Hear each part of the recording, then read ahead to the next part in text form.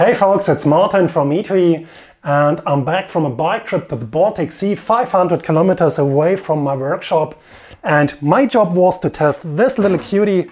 It's an electrical foldable bike, the F-Wheel A5, so let's find out if it's worth it to buy it.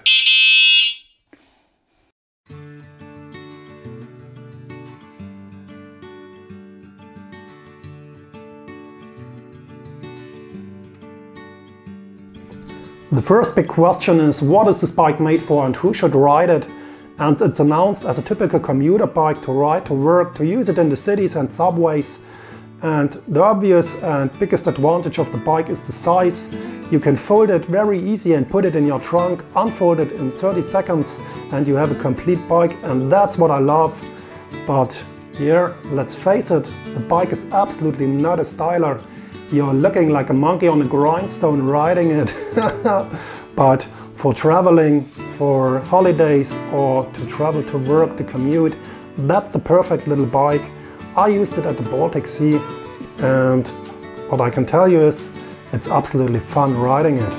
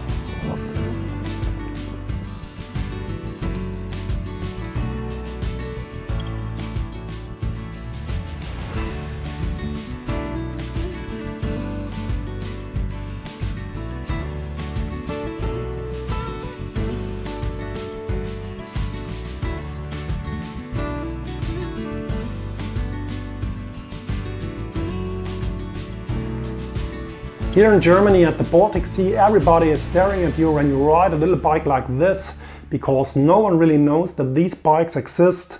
But it's a fun bike and a lot of people ask me where to buy it. And the second big question is the comfort of the bike, and from my experience it's really good. You have a suspension fork in the front, a huge saddle which is as comfortable as my sofa in my living room, and also a suspension in the seat post, so nothing to blame about it. I rode it more than 100 kilometers and had absolutely no issues. And also a huge advantage is the size of the seat post and the handlebars. You can adjust the seat post to 1 meter and the handlebars to 1 meter and 8, so also taller people are able to ride this bike comfortable without any issues. And in my opinion, that's the biggest advantage of the bike, because most foldable bikes are too small to ride them comfortable, and the size of the seat post and the adjustable handlebars are perfect.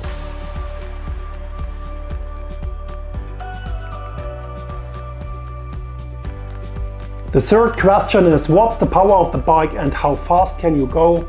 Let's face it, you will never be the fastest on the trail, but also not as slow as I expected.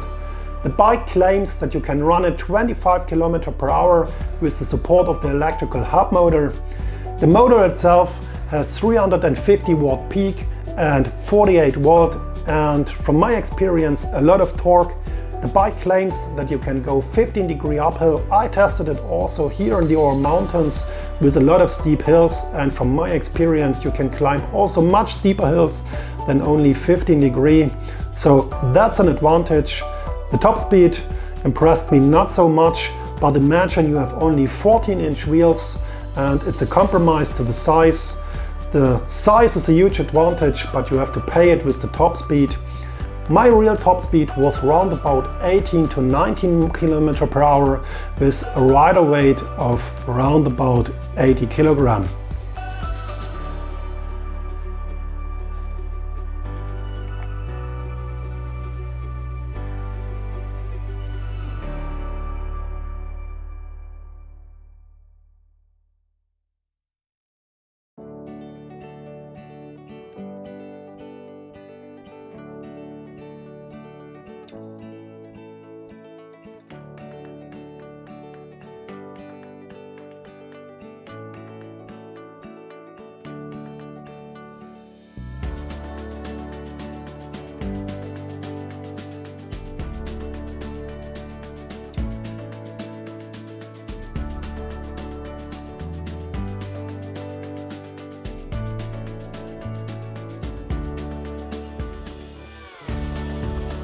The fourth question is the range of the bike. And the range of the bike depends on the battery option you choose and also on the support mode of the hub motor. You have two battery options. My bike came with the smaller battery and 7.5 ampere hours. You can buy also a bigger battery with 21 ampere hours. The small battery claims a range of 40 to 60 km and the bigger one a range of 100 to 110 km. I tested the bike with the small battery in mid mode. You have three support modes, an eco mode, a mid mode and a high mode, and reached a distance of 35 km with some battery left, so I'm sure you can reach safe round about 40 to 45 km. I tested the bike also in the high mode with the throttle on, and that decreases the distance and the travel by far, and I reached only 20 to 25 km.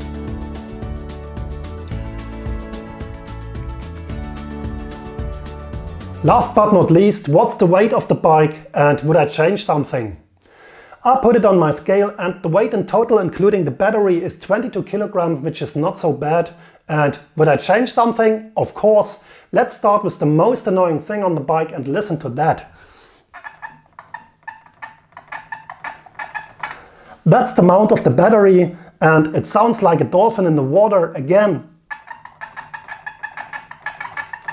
And imagine you're on a graveled road like I was and you have to listen to that squeaky noise for 2 hours or more. That sucks and need to be fixed. And what I also like to change is the headlight. Check the bow of the frame and where the headlight ends and where the frame ends.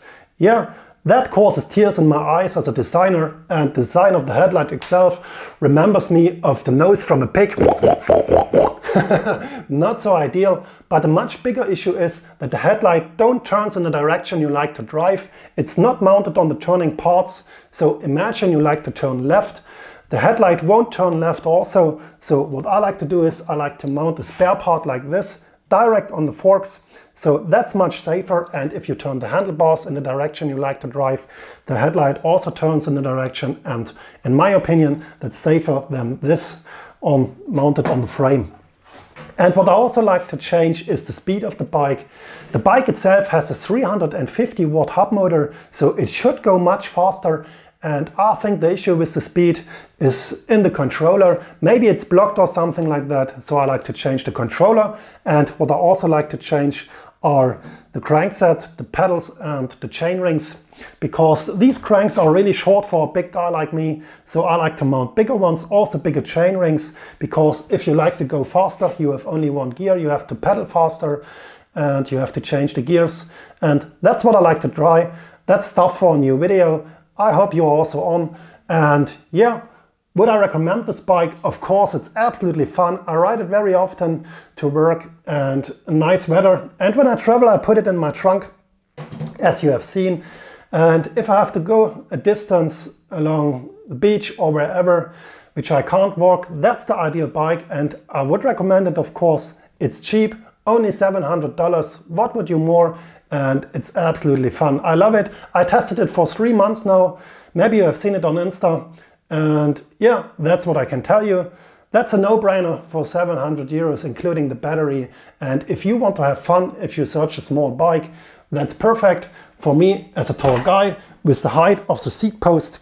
And yeah, see you in the next videos where I like to make it faster. I hope you're also on if you're interested in these cheap Chinese bikes. And I hope you had fun watching this video. I'd like to show you some footage of the Baltic Sea as well. That's a nice spot in Germany. And see you in one of my next videos. Goodbye.